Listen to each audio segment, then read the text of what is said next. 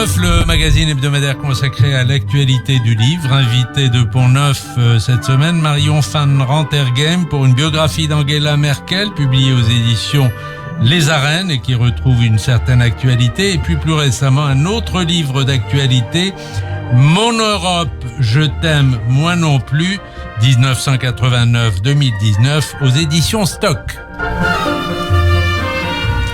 Marion van Rentergem, bonjour. Bonjour. Vous avez été longtemps journaliste, une des grandes plumes du monde, des grands reporters dans ce journal. Vous êtes prix Albert Londres, respect s'il vous plaît.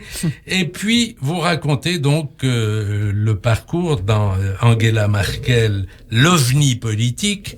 Le parcours de cette femme venue de l'Est, protestante, fille de pasteur, née en RDA et qui est devenue chancelière un peu par hasard. Elle n'était pas programmée pour ça. Pas du tout, et c'est ça que j'ai trouvé passionnant dans le parcours d'Angela Merkel.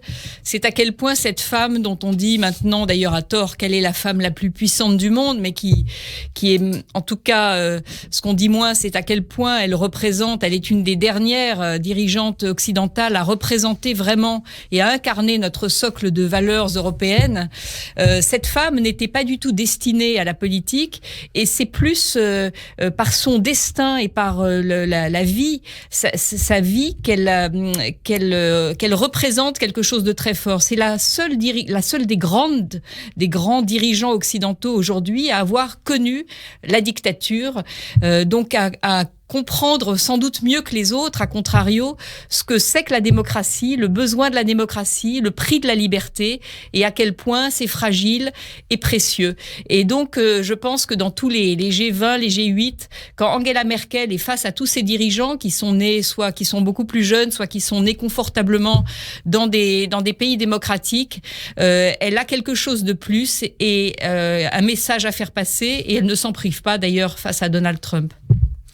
Vous dites dans votre livre que vous rappelez que Angela Merkel et Joachim Sauer, c'est son mari, son second mari, qui finiront par se marier en toute discrétion en 98, habitent à Berlin, un appartement situé près de l'ancien mur, face à ce qui sera le mémorial de l'Holocauste, près de la porte de Brandebourg et du Reichstag. Elle a choisi d'habiter là, dans ce lieu à la fois historique, symbolique, mémoriel. Non, là c'était un peu le hasard. C'est ce premier appartement qui n'est pas celui qu'elle occupe actuellement, hein, avec son mari Joachim Sauer.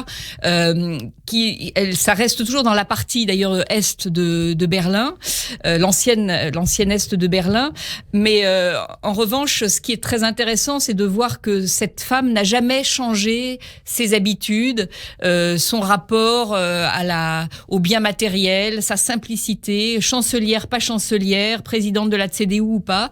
Elle a toujours été incroyablement modeste. Moi, je l'ai croisée de temps en temps dans Berlin, une fois dans un restaurant, une fois elle faisait ses courses, elle achetait ses fromages aux Galeries Lafayette sur Friedrichstrasse. C'était vraiment une petite dame comme les autres avec ses cabas. Personne d'ailleurs n'osait la déranger en quoi que ce soit.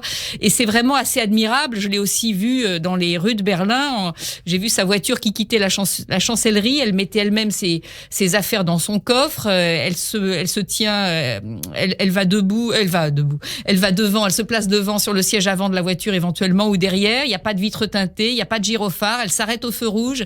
Et je dois dire que quand on compare à nos habitudes françaises et cette espèce de faste, à mon avis, totalement inutile et superfétatoire, où justement moi qui fais de la moto dans Paris, il faut attendre pendant un quart d'heure qu'un cortège présidentiel ou ministériel avec 40 voitures et des motards devant derrière passent et tout le monde s'arrête. J'aime énormément cette simplicité. C'est une des choses que je préfère chez Angela Merkel, c'est ce style du pouvoir, ce style extrêmement simple et modeste qui n'est absolument pas calculé, contrairement aussi à ce qu'on a pu dire. On dit il y a une tactique dans ses habitudes vestimentaires. Pas du tout. C'est vraiment profondément chez elle un rapport totalement désintéressé aux apparences du pouvoir et qui, à mon avis, fait une de ses forces. En même temps, elle n'a pas beaucoup de charisme, vous le dites vous-même. Elle n'en a jamais véritablement eu.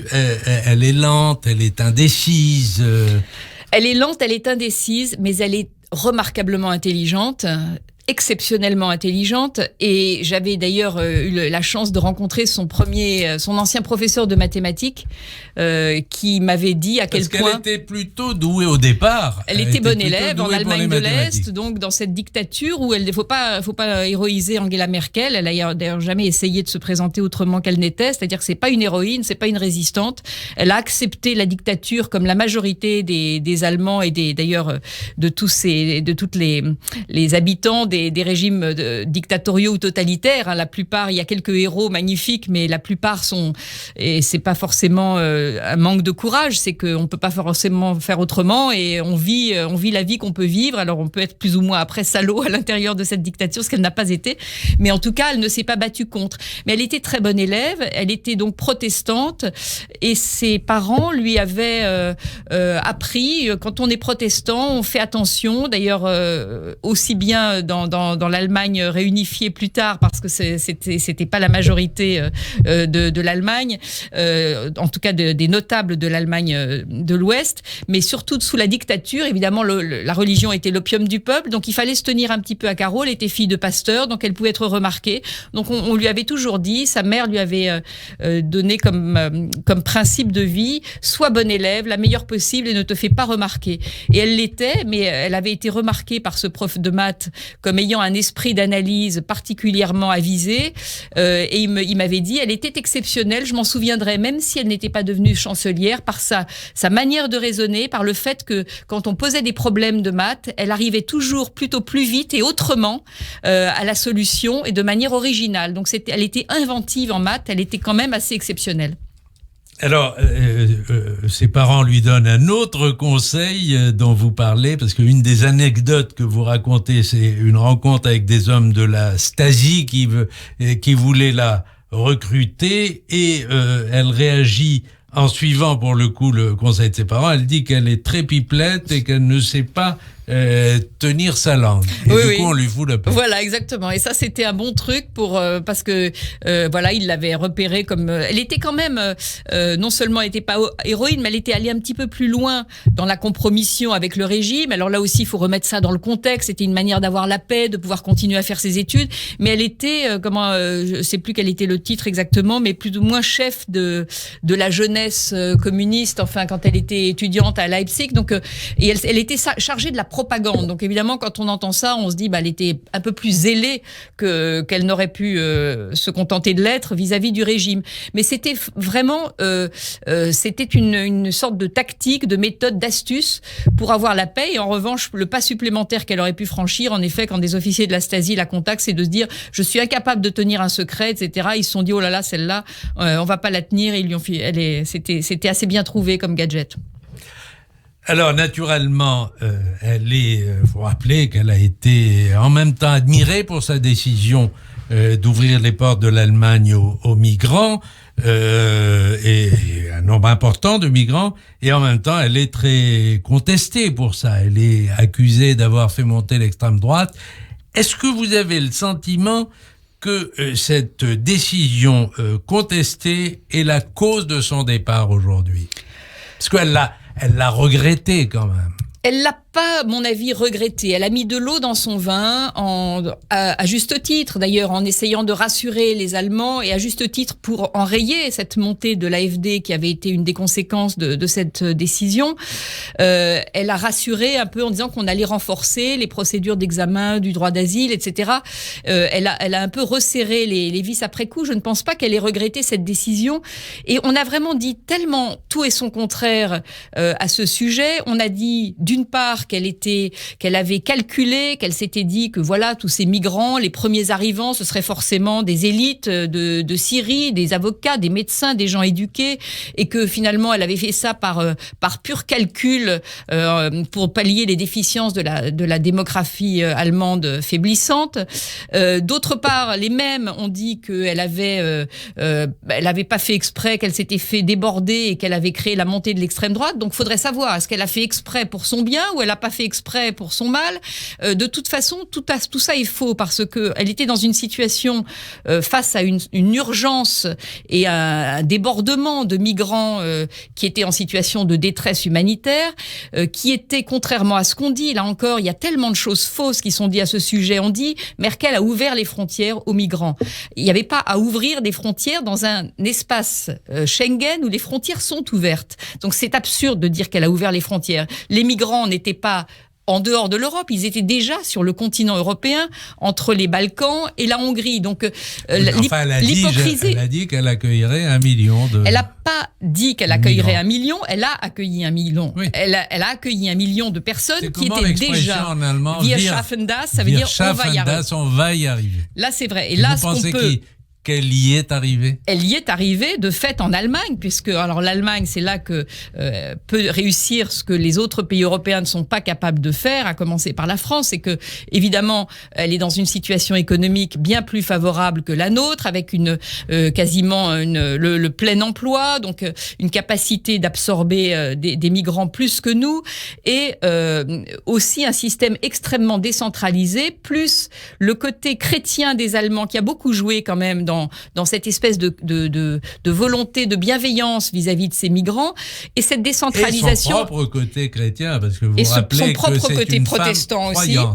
Elle est croyante, et en tout cas, elle a profondément inculqué en elle les valeurs morales du christianisme, donc l'accueil, l'absence totale de racisme, l'accueil aux autres, etc. Le passé de l'Allemagne qui a joué, elle le dit d'ailleurs. C'est que ça a beaucoup joué aussi. Nous ne pouvons pas, nous Allemands, prendre des décisions que d'autres pays pourraient prendre.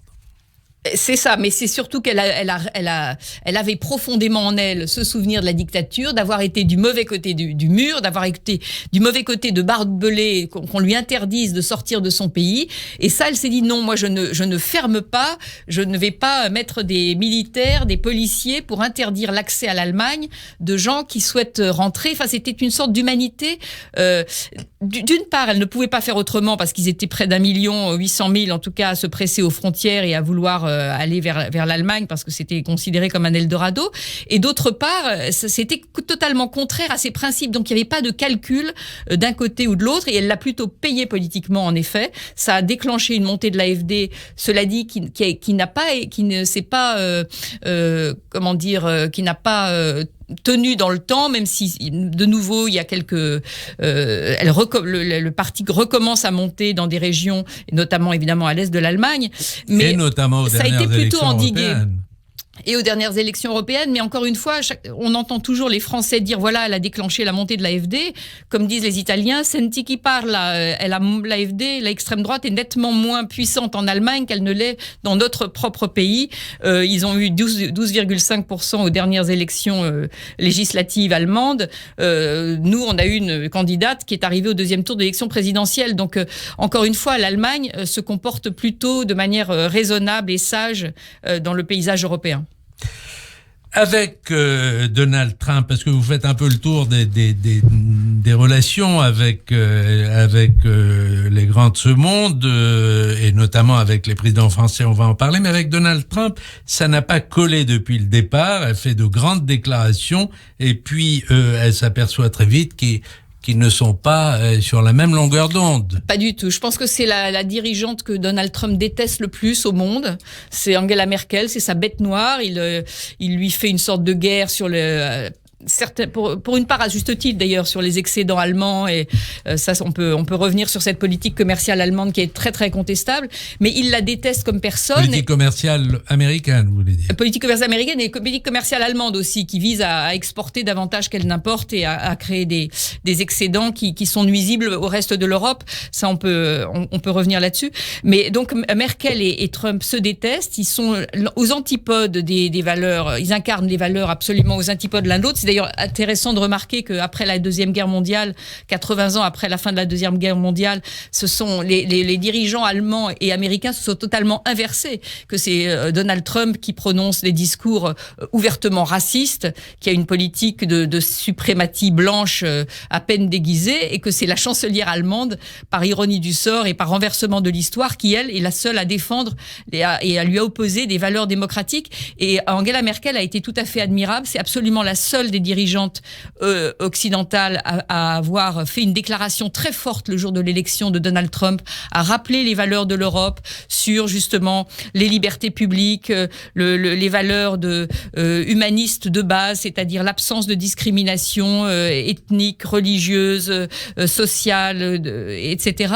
Et elle a été vraiment très forte dans son discours. Et encore récemment, elle a été prodigieuse quand, lors d'une conférence de presse, on lui a posé la question: est-ce que vous êtes solidaire des députés d'origines étrangères que Trump élégamment a proposé de renvoyer chez elle? Et elle a dit ya, sans aucune question. Il n'y a pas de question là-dessus. Oui, je suis solidaire de ces personnes.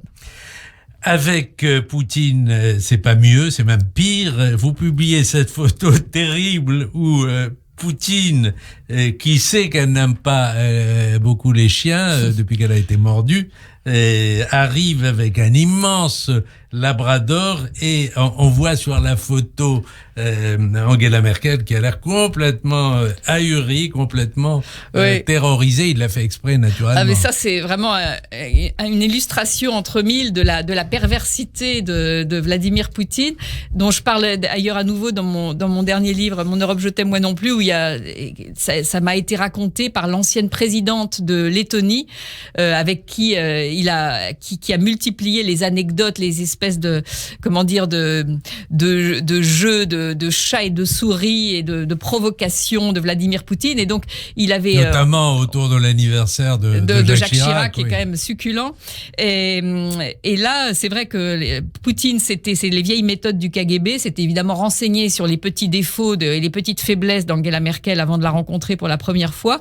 Et on lui avait dit qu'elle avait peur des chiens. Et il n'a rien trouvé de mieux à faire. La première rencontre, c'est de mettre un chien en peluche entre elle et lui sur le canapé, ce qui était quand même un clin d'œil. Pour le coup, on peut dire que c'est pas mal, c'est quand même de l'humour, mais ça n'était qu'une phase préparatoire. Et la deuxième fois, il a feint d'oublier qu'elle n'aimait pas les chiens, et donc il a fait venir son labrador qui se faufilait et qui était comme tous les labradors, plein d'affection et pour les autres, et qui venait renifler les jambes d'Angela Merkel, qui était absolument terrorisée. Il y a cette photo fabuleuse où on voit que Poutine, une sorte de sourire de satisfaction, mais vraiment diabolique, pendant que Merkel se raidit complètement sur son fauteuil pendant que le chien arrive.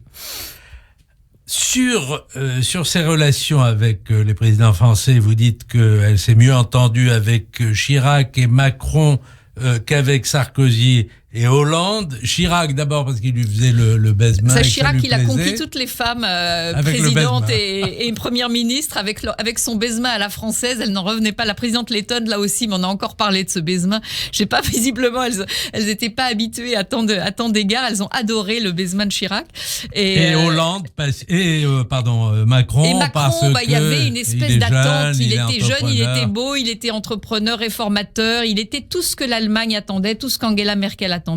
Et elle était vraiment, puis surtout quand on se souvient du feuilleton invraisemblable de l'élection présidentielle française qui avait failli d'abord porter François Fillon au pouvoir, puis se terminer par un duel Mélenchon-Le Pen. L'Allemagne avait accueilli avec un soulagement immense et beaucoup de joie l'arrivée d'Emmanuel Macron, et en particulier Merkel, qui s'était maquillée et habillée mieux que d'habitude pour accueillir le nouveau président français. Mais enfin, depuis, ça s'est un peu gâté. Alors ça s'est un peu gâté, mais moins que ce qu'on veut bien dire, parce que c'est vrai qu'il y a des crispations dans ce couple franco-allemand. Il y a eu pas mal de désaccords récemment, notamment sur le Brexit, sur l'impulsion et l'enthousiasme européen de Macron, où elle ferme des cas de fer. Mais il y a une bonne entente entre les deux. On a beaucoup exagéré en disant ça y est, c'est la fin du couple. On a la mémoire courte, parce que depuis que le couple franco-allemand existe, depuis la guerre, à part quelques moments idylliques comme entre Kohl et Mitterrand, ça a toujours été houleux, toujours été difficile, et c'est tout à fait normal. Ce sont deux pays qui ont besoin d'être ensemble, qui ont des points de friction normal, et Merkel et Macron s'entendent bien personnellement, contrairement à tout ce qui peut avoir été dit et écrit là-dessus. Alors, il y a une préface d'Alastair Campbell, qui a été conseiller de Tony Blair à votre livre, et qui trouve Merkel fascinante, beaucoup plus fascinante que Theresa May. Mais je voudrais qu'on parle, Marion van Rentergem, de votre deuxième livre qui vient de paraître, Mon Europe, je t'aime, moi non plus. Et c'est un livre qui entreprend d'évaluer le chemin parcouru depuis novembre 89. Il y aura bientôt 30 ans, la chute du mur de Berlin. Et c'est un peu le livre des désillusions pour vous. Oui, parce que moi j'avais j'avais moins de 30 ans en 89 et je me souviens de cette chute du mur comme d'un grand moment d'exaltation, d'optimisme, d'euphorie assez générale. On avait le sentiment que voilà, la démocratie était enfin acquise, que l'Europe qui avait été dramatiquement et injustement coupée en deux après la guerre par le hasard des dispositions des forces militaires qui a présidé au partage de Yalta. Voilà, on avait enfin tourné cette page et que la démocratie et la liberté étaient une valeur partagée par tout le monde, universelle, reconnue, acceptée, volontairement conquise et heureusement acquise. Et voilà, et 30 ans après, je me suis demandé, en parcourant l'Europe que j'adore, et cette démocratie parlementaire européenne et cette social-démocratie européenne, parce que c'est quand même l'ensemble régional le moins inégalitaire du monde et où les protections sociales, quoi qu'on en dise, sont les plus élevées du monde. Tout ça est en train de s'effriter. Il y a du repli national. Il y a des sociétés totalement coupées en deux, se haïssant, chacune haïssant l'autre. Et donc voilà, je me suis demandé comment on avait pu en arriver là après cette grande phase d'euphorie. Et j'essaye, à travers des personnages, des rencontres, des anecdotes, des histoires, de comprendre qu'est-ce qu'on a fait de mal. Pourquoi on s'est réveillé comme après une nuit d'ivresse, comme ça, un peu en ayant un sentiment d'avoir trop bu et d'avoir raté des moments importants. Et vous faites du Brexit l'événement vraiment fondateur. C'est-à-dire, oui. vous allez même plus loin, vous dites le premier désastre démocratique du 21e siècle. Vous y allez un peu fort, là. Non. Parce qu'il y a eu d'autres désastres au XXIe siècle, à commencer par le 11 septembre. Bon, ils s'en vont, bon débarras. Oui, alors je crois pas du tout. Je pense c'est une situation perdant-perdant s'ils s'en vont, et je continue à penser qu'ils s'en iront pas. En tout cas, pas comme on le dit, pas avec un no deal, mais ça c'est une autre histoire. Ils se sont mis dans ils sont plongés dans une impasse absolument inextricable et dont ils sont pas prêts de sortir, même avec Boris Johnson Premier ministre. Mais je pense que oui, c'est symptomatique ce Brexit, ce référendum est une sorte de concentré, de métaphore, de tous les mots du populisme actuel. A commencer d'ailleurs par cette illusion qu'en donnant la parole au peuple par référendum, on n'est plus démocratique qu'en se confiant à des députés dans le cadre d'une démocratie parlementaire. Pourquoi ? Parce que une question comme celle du Brexit a l'air simple comme ça. Vous voulez partir ou vous voulez rester ? Alors les gens, ils disent oui ou non. D'abord, c'est biaisé parce qu'on lui dit est-ce que vous voulez leave, partir, ou est-ce que vous voulez remain, rester, j'allais dire.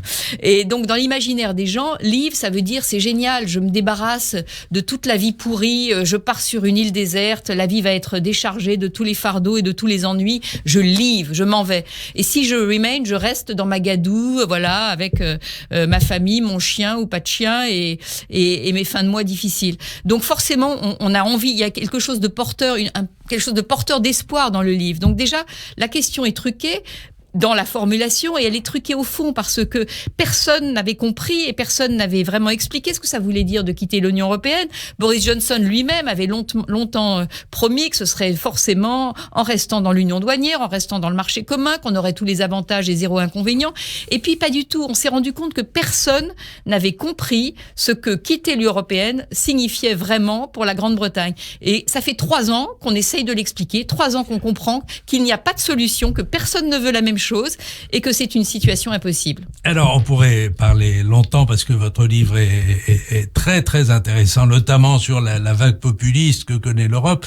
Et je voudrais qu'on laisse 2 minutes quand même pour le questionnaire Pont-Neuf. Mais dernière question, pour en revenir à Merkel, vous dites que Macron et Merkel sont les derniers centristes dans une marée populiste. Maintenant que Merkel s'en va, et que Macron reste seul, vous diriez que c'est le dernier des Mohicans ? Eh ben, il faudra qu'ils convainquent. Mais c'est vrai que le temps se rétrécit, l'urgence est de plus en plus pressante. On est dans un monde totalement différent où je pense que l'Union européenne est plus indispensable qu'elle ne l'a jamais été. Elle l'a été évidemment après la guerre pour reconstruire la paix, et on a tendance à penser un peu vite que la paix est acquise et qu'on peut passer à autre chose. La paix est fragile, elle a été douloureusement acquise et elle reste fragile et précieuse, et c'est grâce à l'Union européenne qu'on la maintient. Mais il y a aussi que le monde a changé, il n'est plus bipolaire, il n'est plus simpliste, simplificateur comme il l'était avant, quand il y avait deux puissances qui s'opposaient, les États-Unis et l'Union soviétique. Il y a maintenant la Chine, la Russie, l'Inde, les États-Unis, et sans Union européenne, je vois vraiment pas ce que les nationalismes peuvent apporter comme solution. La séquence écourtée du questionnaire, êtes-vous ceci ou cela? Vous répondez par oui ou par non, parce que malheureusement on n'a pas le temps. Êtes-vous Tolstoï ou Dostoïevski? Dostoïevski, pour les personnages. Êtes-vous Soutine ou Modigliani? Modigliani, pour la fragilité humaine. Êtes-vous Saül Bellow ou Philippe Roth? Philippe Roth, pour l'humour. Êtes-vous Ben Gourion ou Jabotinsky? Ben Gourion, par charisme. Êtes-vous Rachi ou Maïmonide? Je connais pas Rachi, donc je suis Maïmonide. Voilà. Mais vous m'aviez dit que vous aviez une origine juive. J'ai une origine juive, mais pas du tout, très athée d'abord. Et puis Maïmonide, je connais surtout une histoire juive avec Maïmonide très très drôle, donc je choisis Maïmonide pour cette histoire juive. L'histoire, très rapidement. Oh non, elle est trop longue. Elle est trop longue. Alors vous reviendrez. Êtes-vous Facebook ou Twitter? Twitter. Merci Marion van Rantergem pour Angela Merkel, l'OVNI politique paru aux arènes, et pour également l'Europe, je t'aime moi non plus, aux éditions Stock. C'était Pont Neuf, le magazine hebdomadaire consacré à l'actualité du livre. Belle fin de semaine à tous.